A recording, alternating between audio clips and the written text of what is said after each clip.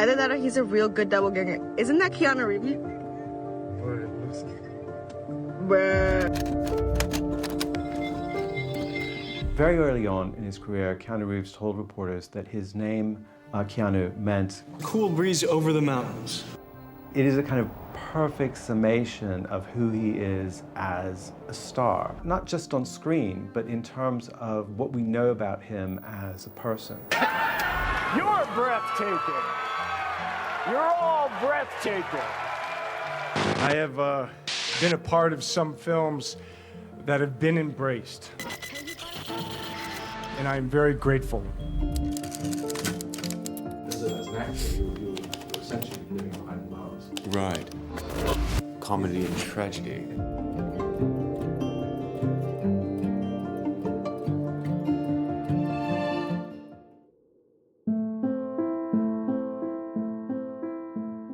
He took some solace in science fiction reading and in comic books, which is really interesting when you think about the trajectory of his career and the kinds of films he ended up making. He was a private child who struggled a lot due to dyslexia, which is something that he has been quite forthcoming about, and how that struggle impacted him. Didn't really have any interest in acting until the influence of his stepfather really gave him that kind of bug.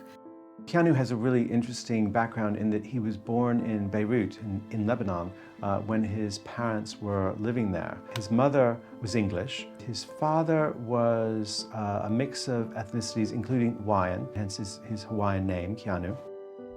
His mother was working in Beirut, where she met his father, but they did split up when Keanu was 3. So he didn't really have a relationship with his dad. He didn't even really meet him properly until he was about 13. Art had become a pivotal aspect for Keanu and his sister Kim, who were entranced by fiction and film alike. Growing up in the 70s, there was no lack of incredible films for the siblings to watch.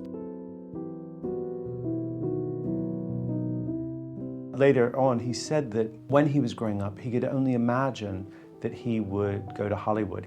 His goal was always to go to Hollywood because the films he watched as a kid were made in Hollywood, and he understood that he wanted to be part of that world. So Keanu's stepdad was Paul Aaron, who was a Hollywood director and Broadway producer.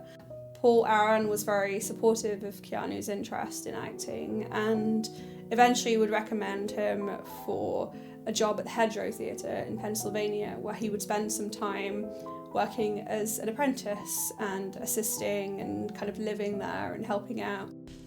Keanu grew into the definition of a hotshot, high-octane teen. His stage performances during his years of education placed him in a handful of short films. It wasn't long before he found himself starring in commercials and eventually in Hanging In, a Canadian sitcom. Hey, where do you keep the towels? Pete said we could use a shower. Oh, Peter put you in here. Yeah, you rescued us. Where did he find you? Reeves worked for the Canadian Broadcasting Company when he was a teenager for the youth news program Going Great. He starred in a few different American shows when he first moved to Hollywood, including Babes in Toyland and Brotherhood of Justice, before he was able to get his first big film role. Hockey has always been a massive part of Keanu's life.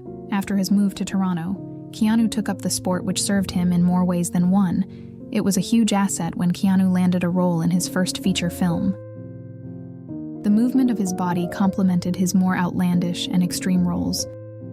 He showed promise whilst playing as Heaver, a goalkeeper in the lighthearted sports feature, Youngblood. Even if the film was a little formulaic, it gave Keanu an opportunity to experience a larger film set.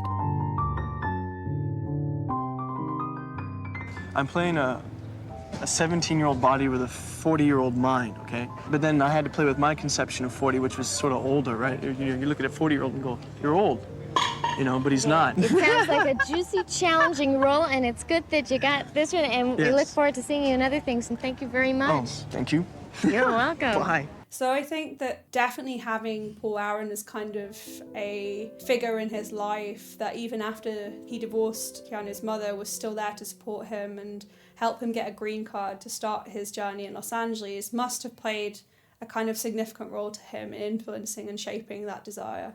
He was also advised to change his name because Keanu sounded too ethnic, which he briefly considered but ultimately decided wasn't quite right, and I think is a great decision because now his name has become almost synonymous. You say Keanu, everyone knows who you're talking about. He's in a kind of stoner drama called River's Edge about teenagers involved in a murder. It's this really underrated cult movie. River's Edge was a curious project because in the time of 80s lighthearted teen fiction, it stood out as one of the grungier, darker pieces. It offered Keanu a chance to approach a more serious role. Whilst the actor was still up and coming, it served as an opportunity to carry a role with heavy thematic undertones. The film shows the kind of malaise of this community and how the teenagers have to come to terms with this incredibly harrowing situation. And Keanu was praised quite roundly for his performance as Matt, who's one of the, I would say, darker characters within it. He kind of struggles a lot with the situation. You think, Don John? I'm your brother. Where do my children go at night? His performance was regarded as a real breakout by people like the New York Times. Everyone was kind of amazed that this presence had kind of come out of nowhere. I think he was really able quite early on to establish himself as quite a distinctive figure in acting who was someone definitely worth keeping an eye on. Permanent Record, a more underrated feature, had Keanu play as Chris Townsend. Buddy, I don't know if I did the right thing. After the passing of his closest friend, Keanu's upbeat character changes drastically. The film depicts grief in a very unique way, having sharing the experience between a range of characters of which Keanu seemingly has to manage. He also, in the late 80s, has a co-starring role in Dangerous Liaisons, a costume drama in which one might say he's just a little bit miscast. So he makes his really big breakthrough in Bill and Ted's Excellent Adventure. A really distinctive film and one that seems perfectly suited to him. It's really what made him a star more than any other film he'd done to that point. So Bill and Ted's Excellent Adventure is a film about two high school students who have to create a history paper, and somehow they manage to travel through time to meet some of the characters they need to write about in their paper. It's just a wonderful, wide-eyed adventure story. Let's go back into history. I think that this was due to it being this really big, silly, fun movie which took something that people already kind of were seeing a lot of in this time travel adventure movie genre that had developed with something like Back to the Future. It combined it with this kind of new era, shall we say, of kind of stoner comedies which were very silly and just presented themselves as not taking film too seriously. What makes it really memorable and remarkable is that it's a film about teenage male friendship that is utterly without aggression or malice. They're just good friends. They get along really well. They help each other. Excellent! And they do have an excellent adventure. So it's a really sweet film, maybe even slightly educational film, given that you get to meet Socrates and Abraham Lincoln. A film that established him in his wide-eyed capacity. His big phrase in the film is there's a sense in which everything is new and exciting and appealing to this rather sweet, not entirely bright teenage boy.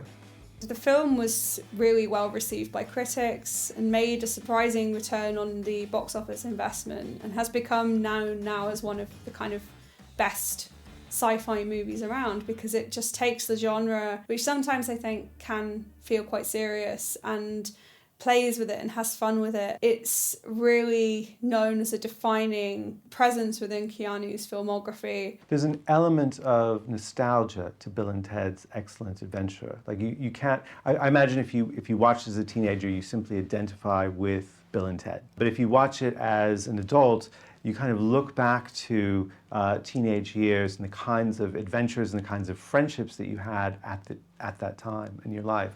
So I think it's a perfect film for nostalgia. It's a perfect series to stay in the hearts of audiences because of that nostalgia factor and that idea that one would always like to look back on those sorts of friendships and that period in your life for the kind of excitement that it has in the film.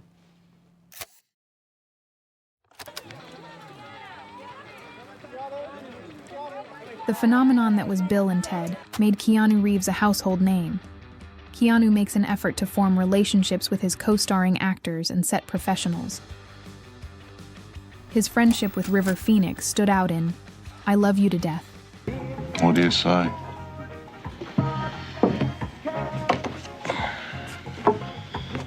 The black comedy propelled both Keanu and River to the next stages of their blossoming careers. Whoops. I have a feeling we're about to embark upon a most unprecedented expedition. Bill and Ted returned once again for the sequel. There's a lot of deliberation as to which film people prefer.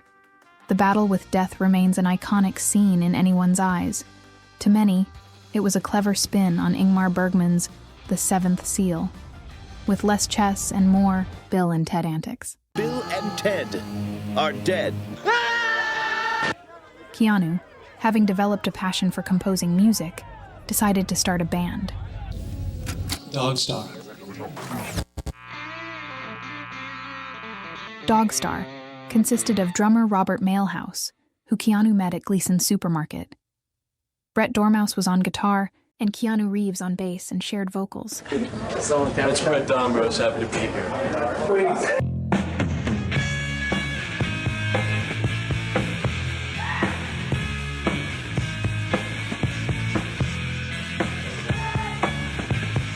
Keanu, rock stars become music stars, movie stars all the time. How does it feel to be a movie star who's becoming a rock star who has a passion for music? Well, I have a passion for music. I don't think myself or the band Dogstar have quite reached the heights of rock stardom, but it's been really fun playing in the band over the past 6 years, and hopefully we can continue to make records and play live and stuff, you know? Does Dogstar afford you peace and security? Does rock afford me peace and security? Absolutely not. No, but it's really fun, man. It's really fun to write, and the fraternity with my band members and like traveling and when we can and doing rock shows is a lot of fun. Keanu and River Phoenix returned in a feature the following year, breaking out of the teen fiction rut and taking on a serious narrative. I always know where I am by the way the road looks. Look, I just know that I've been here before. I just know that I've been stuck here. So My Own Private Idaho was Gus Van Sant's take on Shakespeare's Henriade, which is a series of historical plays. Isn't that right, Mike? What do you care about money? You got plenty of money. Actually, Mike is right. I am going to inherit money. A lot of money. It took quite loose inspiration following these two young street hustlers played by River Phoenix and Keanu Reeves, who go on this journey across the United States and to Italy in search of Mike's mother. It's not only considered one of Gus Van Sant's best films, but it's become a very pivotal queer film. So My Own Private Idaho was as far from Bill and Ted's Excellent Adventure as you could get. And it's definitely one of the most heartbreaking films of the kind of 90s, and definitely for Keanu, I think, establishes him as this sort of unknowable screen presence. Obscure, enigmatic film, quite difficult to know what's going on all the time. It has its surreal moments. And I think it was Keanu Reeves' signal to the audience that he was not going to be pigeonholed and he wasn't going to be caught in that kind of role. It was an art house film and it was an art house hit. My Own Private Idaho is a unique, introspective film. Keanu and Rivers' performances were exceptional. The two men shared a rare bond during its production, a bond which bled into their performances and solidified the feature as a cultural milestone, thanks to its themes and raw messaging. Audiences wondered when Keanu might return to the screen with River Phoenix. Their chemistry had left a lasting impact on viewers. The two young actors seemingly had no limits. They shared great potential. The world, however, had other plans. My Own Private Idaho served as one of River Phoenix's last films before he passed at the age of 23. Keanu, like many, was devastated at the loss of this incredibly talented and beloved presence. As the young actor's career flourished, criticism of his acting became prominent. There have been some pretty harsh criticisms directed at him, particularly regarding his role in Dracula. With Francis Ford Coppola, a costume drama set in 19th century England, and he seems wholly out of place. Of course, sir. I'll attend to the Count. Thank you for your confidence. I think people who criticize Keanu Reeves as an actor have a rather snobbish idea of acting that's linked to the stage tradition and that's linked to dialogue and to an actor reciting dialogue on stage. That is not what Keanu Reeves does. I mean, I'll be the first to admit that. That's not his forte. For me, it's just a very distinctive style of performance. It's a very reserved style where he withholds a lot and he's very subtle in his movements and his delivery. He has a kind of intensity as a screen presence that I don't think many critics or award-giving bodies have been willing to note. He hasn't been treated particularly generously.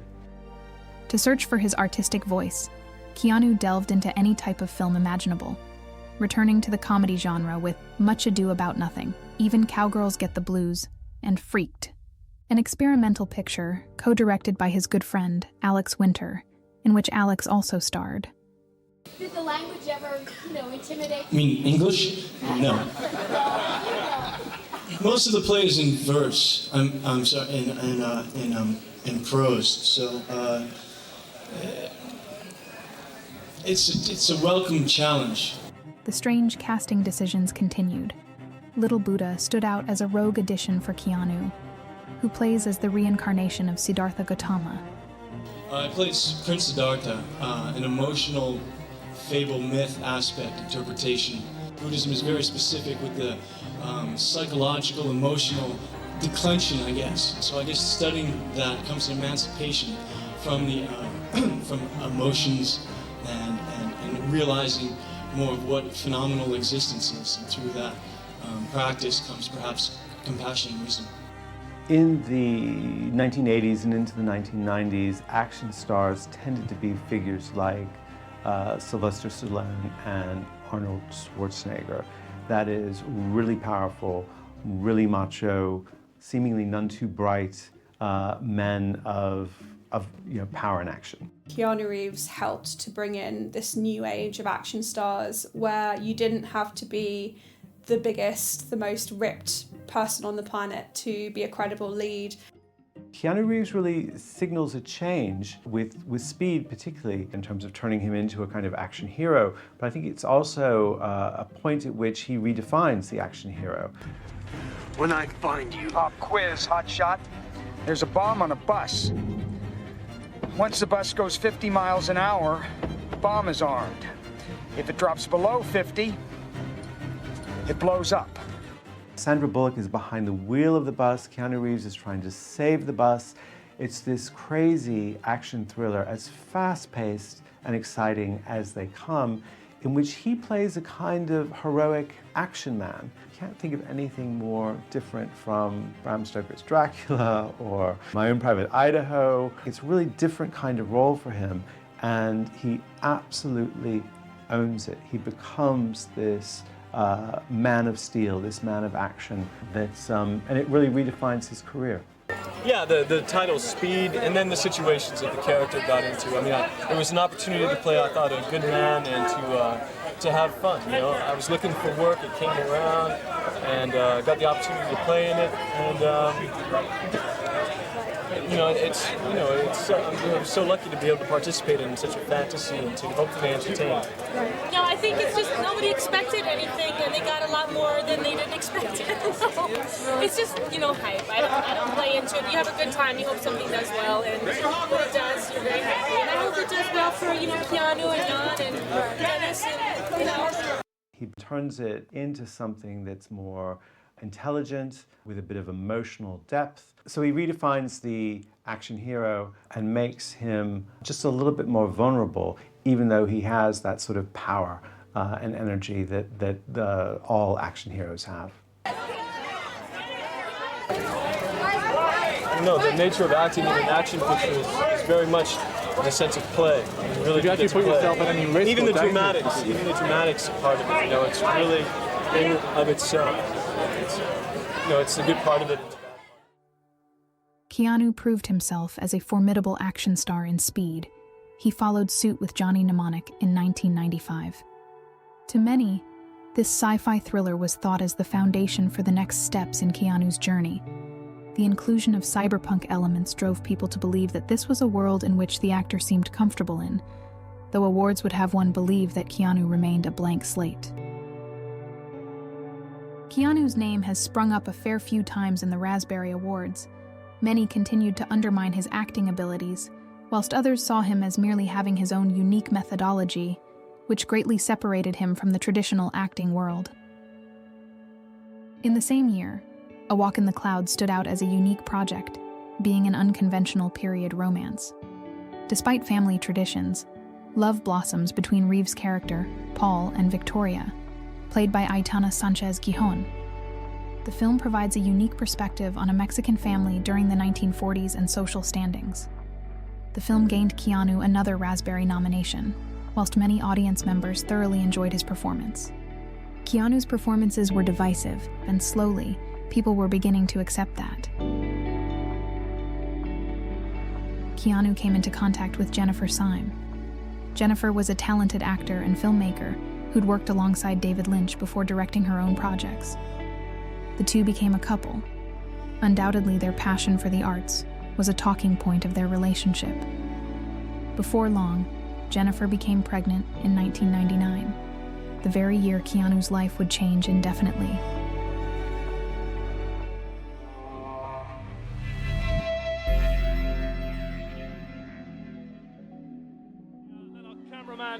Cameraman Jolyon, just get in there and get you a shot of Keanu Reeves. We're being promised we're next in the line, but these things... I think the first film that comes to mind with Keanu Reeves is The Matrix.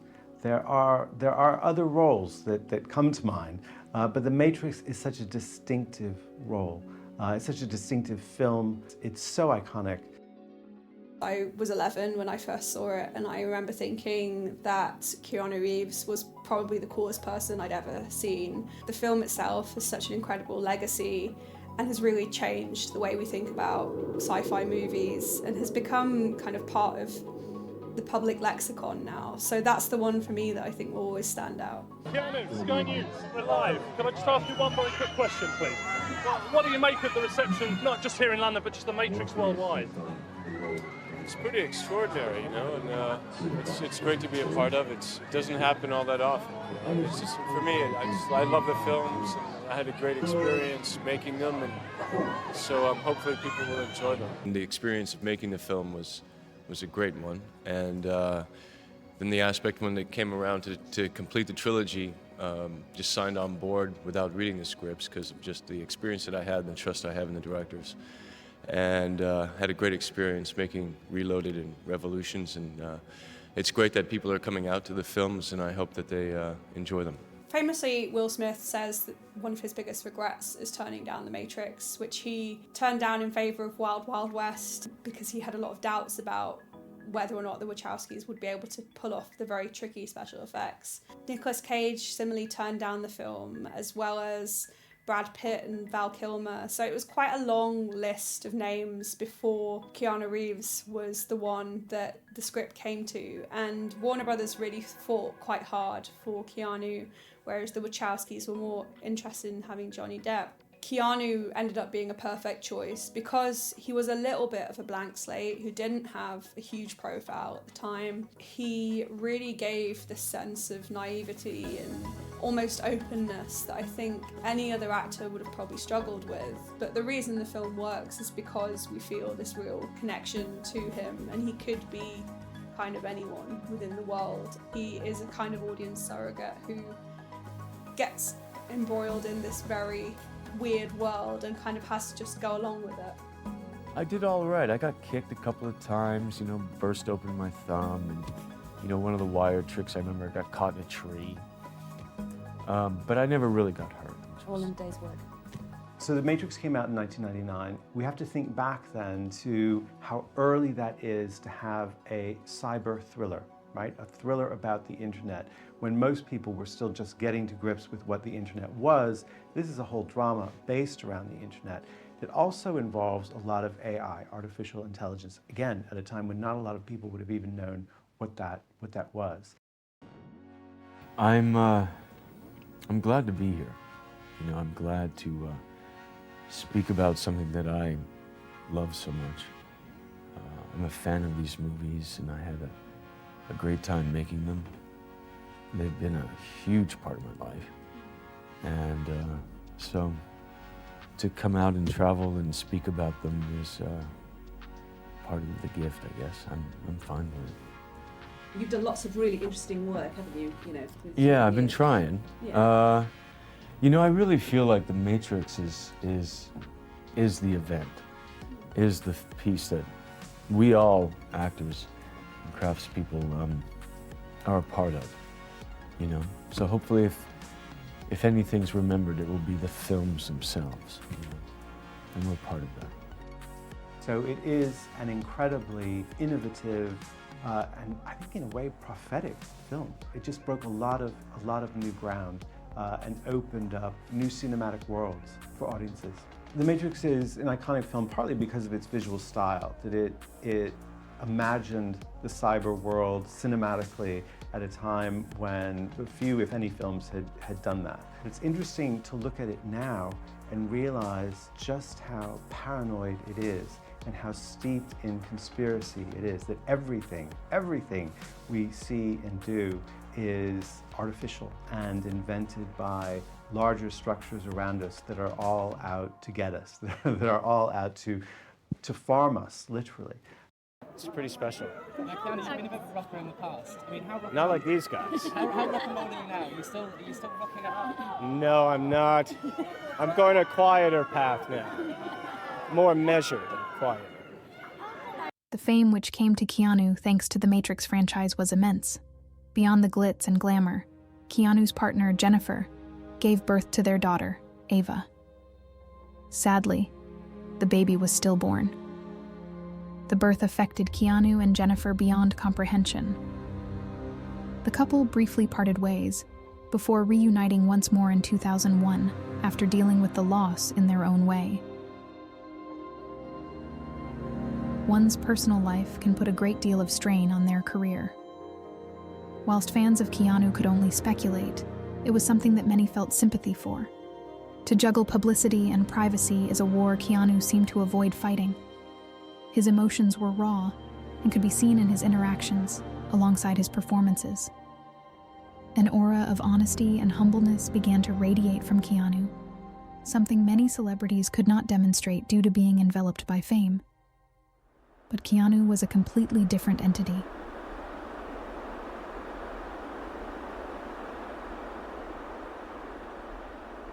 The Gift, directed by Sam Raimi, took Keanu back to a darker character and is regarded as one of the actor's more unique performances. His role as Donnie Barksdale allowed Keanu to explore his emotional range within a whodunit narrative. Brothers, I mean, your mama being a witch and all. If she don't stop her evil ways, someday somebody's gonna burn her up. And then you boys are gonna be without a dad. I play Detective Tom Ludlow, the LAPD. I'm an officer implicated in the death of his ex-partner who's trying to find the killers, and along the way, I kind of dig up more than I argued.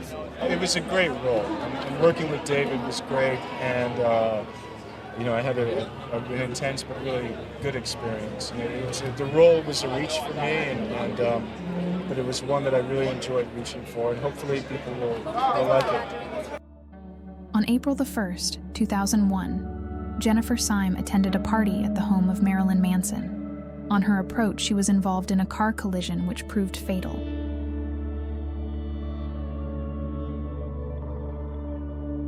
The tragedy, compounded with the loss of their child, was a shock of sadness to Keanu, alongside being a great moment of realization and reflection.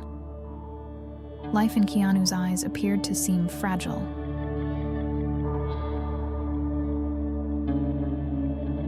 In September 2009, Keanu's philanthropic work came into the spotlight. He began to establish the Keanu-Charles-Reeves Foundation. He desired to raise money in support of cancer research, a need only strengthened due to his younger sister, Kim, who had suffered from leukemia for a decade. It was brought to the media's attention that Keanu had also donated over 70% of his earnings from The Matrix to charity, alongside continuing to donate huge sums of his purse for causes he has deemed as necessary to back. People had just realized one key thing: Keanu Reeves was 1 in a million.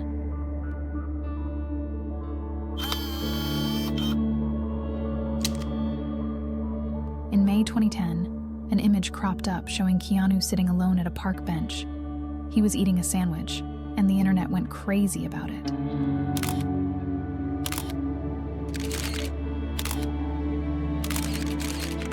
We're all familiar with sad. I'm just eating a sandwich, Sad Keanu. man. It's sad Keanu, I mean, right there. Man, I'm This is eating a frame sandwich. of Berserker from... Yeah. There you go. Okay.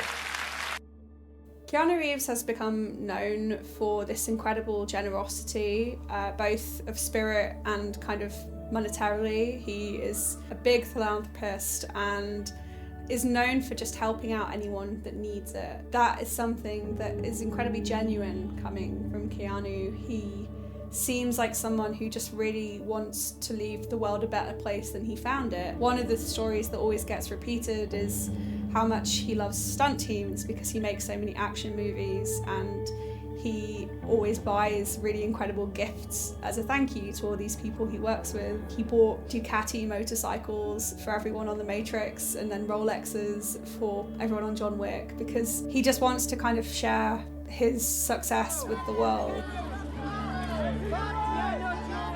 There's a really lovely clip from a few years ago where he was stranded at an airport with a group of passengers and was giving them a sort of impromptu tour with some facts he found on Wikipedia. Its population is around 380,000, making it the 9th most populous city in California and the 52nd most populous city in the nation.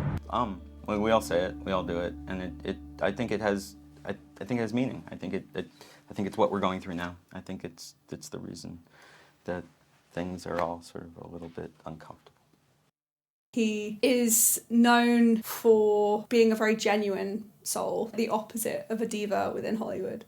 I think it's maybe too easy to say that Keanu Reeves makes action films and sci-fi films alone. It's true, those are the films that have the most impact, those are the most popular films he makes. But he also makes a pretty wide variety of films. He tries his hands in quite a wide range of genres. It doesn't always work out that well, at least in terms of the box office of the films, but he's always trying to do something a little different. So he makes the film The Lake House, for example, with Sandra Bullock, which is a very romantic film. Something's Gotta Give with Diane Keaton and Jack Nicholson, a comedy. He's an actor who's always stretching his wings, whether the audience takes note or not.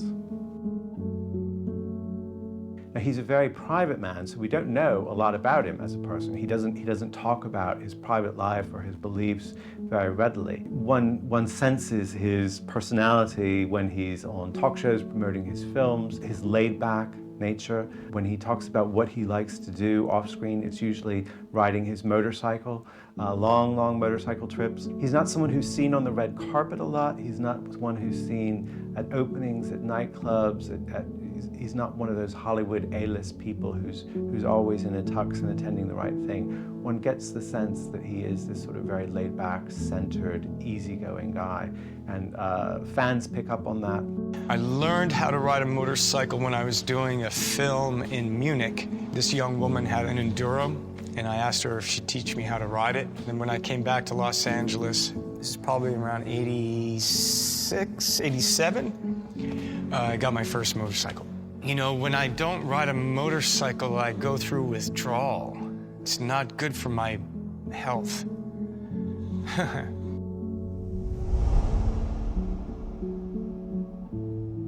If you look around on social media a bit, you can see various videos of him, like when he's on the subway in New York, people notice him giving up his seat to others or helping them with their luggage or doing all sorts of just really kind acts of everyday behavior that reinforce the idea that this guy is not a slave to Hollywood glamour, but is his own person.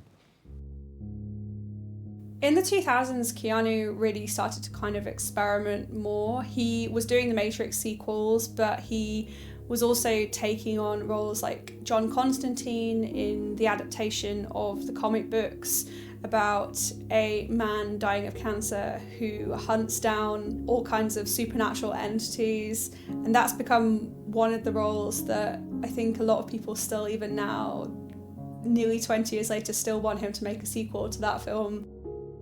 He was also taking on roles in films like Something's Gotta Give and Thumbsucker, which were a little bit more comedic for him.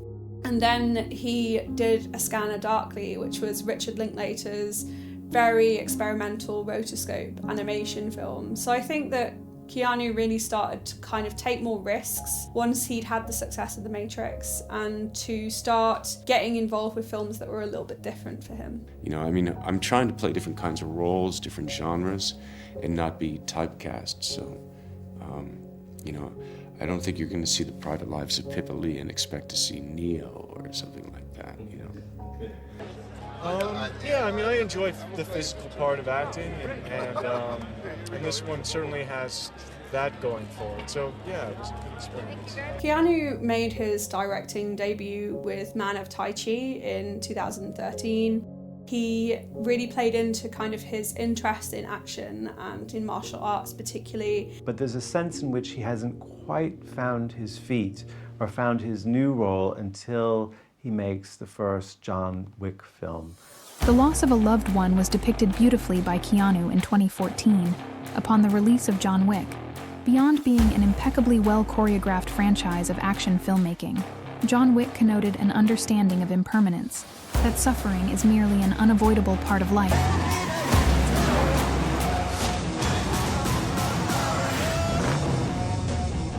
You like that, huh? It is at this point where we bear witness to this actor showing discipline which goes far beyond physical feats. Keanu himself and John Wick shared something in common: loss, as do they share the willingness to persevere. How good's your laundry? No one's that good. I thought not.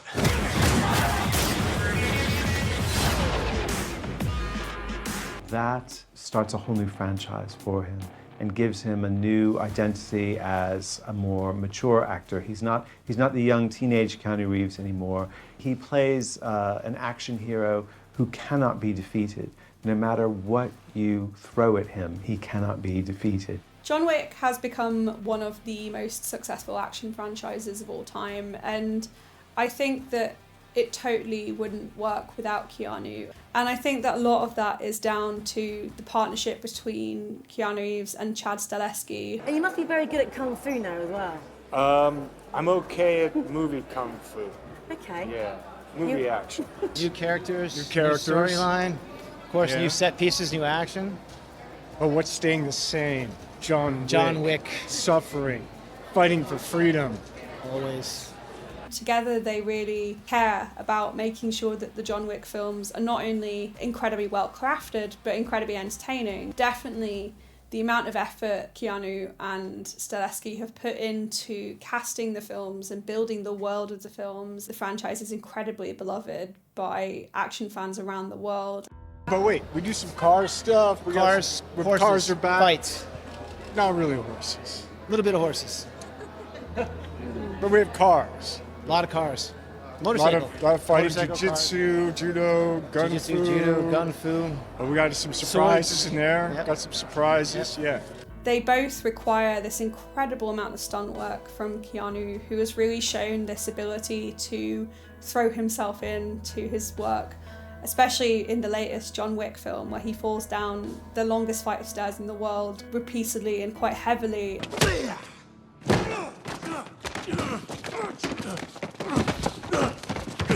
He's someone who really wants to innovate within his space and try new things.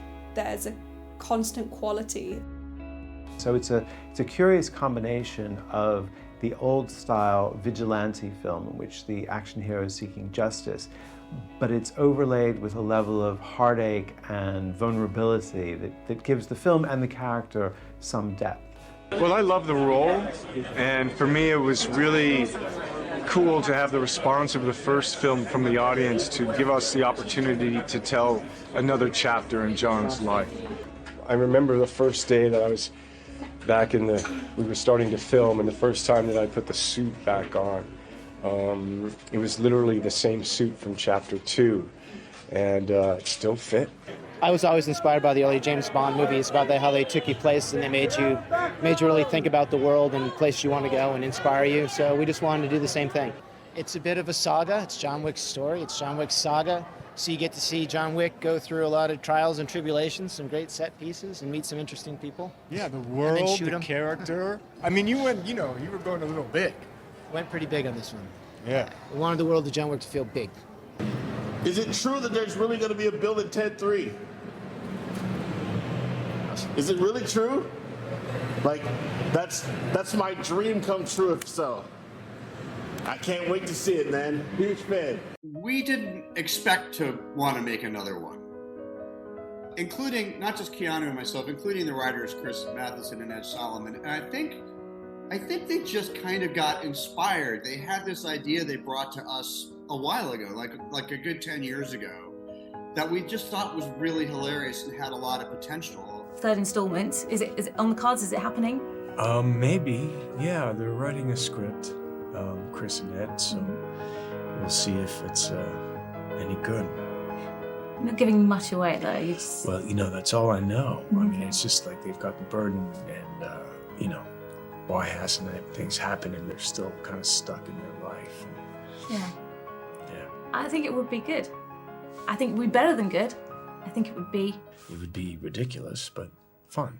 But fun. If it's good. It would be excellent. You're not going to say it, are you? Not today. Not today. Oh, I tried. Some projects were deemed more critically successful than others. Yet Keanu maintained his passion throughout every project he was a part of. Yeah, I was reliving it at the same time, living it anew. That gesture you're talking about, kind of feeling the back and seeing what if the plug's there and stuff, there was certain moments that were intentionalized, like, okay, so that was then, so let's do it now, but now is different. And I think Lana Wachowski, the director, was playing with that idea of the past and the present. It was challenging for sure and exciting. I love that physical aspect of what it takes to play Trinity. As challenging as it was, just because my body's so different 20 years later, and it was a challenge that I loved. I love being a part of those really physical scenes, and especially doing them with him.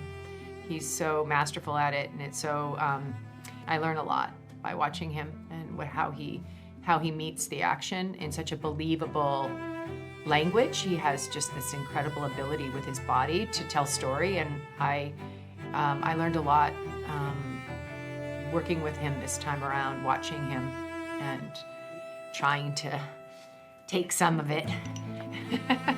Well, you nailed it. I also like just the first time that we meet, and then all of our scenes. It's really fun. It was really fun. Every day was really, really lovely to be across from him and partnering up in that way. It was really a joy. In the Matrix. Yeah. animation became a new stone for Keanu to overturn. His appearances in Toy Story 4, alongside SpongeBob and League of Super Pets, resulted in some fantastic vocal deliveries and often material which would later become a meme template. The memes, of course, were a way of honoring the actor, not to belittle him. Keanu, thanks to his earthly persona, had tapped into a new generation of audience, which has embraced him for who he is. To a lot of people, Keanu appears as a source of comfort and hope in this turbulent world. His calmness and enjoyment of the simple things in life is how many others wish for themselves to live. I think audiences have always enjoyed seeing Keanu Reeves off screen because when they see him, he's not doing the normal Hollywood things, and he comes across as a genuine, laid-back person who has a life quite separate from his star power and his incredible earnings. He must be one of the best paid actors in Hollywood, but he seems like someone who just likes riding around on his motorcycle. And when he's on talk shows, he's very self-deprecating and doesn't have any of the self-importance that a lot of Hollywood actors bring. So I think people see something genuine and genuinely laid back in him that's very appealing, and they've seen that from the beginning, from his earliest films through to his latest films. So one of the most intriguing things I've heard him say about his future is that he'd like to play King Lear. And I'm not sure whether he meant that on stage or on screen, but I think it would be a great part for him. I think he looks like Lear now. John Wick looks like Lear, and I think it would be a great way for him to stretch his wings further as an actor. For over 30 years, Reeves has really had this incredibly varied career, which is defined by these really intense action roles that he has managed to make his own, and he's really got this kind of bravery, I think, as a performer, where he's been knocked down by life, by bad reviews, by bad box office reception, but he's always kind of got back up. His impact is really reshaping what it means to be a leading man, and also what it means to be a successful actor, and to how you should take the bad reviews as an actor. His parlayance of his online persona, or certainly his outside of film persona with on-screen performances, especially in John Wick, has become incredibly unique and something that we're going to see influencing the next generation of action stars. Well, I don't think he'll be remembered primarily as an actor in the sense that we remember, say, Laurence Olivier or Marlon Brando as an actor.